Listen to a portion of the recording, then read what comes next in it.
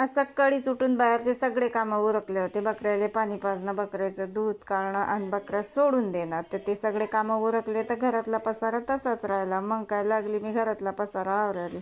आता गादी हे रोज टाका लागते आणि रोज उचला लागते. माझ्या रोजचाच कार्यक्रम झाला आता.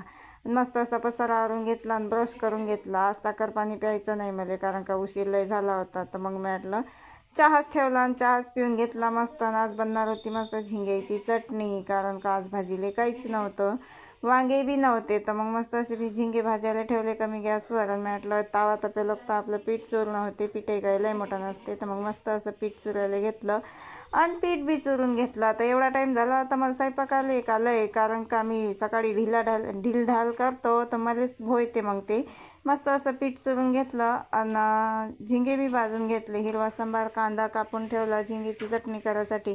आणि उशीर तर लय झाला होता, मग त्यासाठी मला उठून जावं लागलं बकऱ्याले पाणी भरायसाठी. तर मग सगळे हातपाय वले झाले तर ते बी पुसून घेतलं. असं पाणी भरून ठेवावं लागते. बकरा येताबरोबर मग मस्त असं पाणी पितात. आणि बांधायला तर मग दादा आणि आई आहेच. तर मग मस्त असं स्वयंपाक उरकला होता मला. आता झिंग्याची चटणी करायची होती मला. तर मस्त अशी झिंग्याची चटणी करून घेतली आणि पोळ्या भाजी सगळं काढून घेतलं.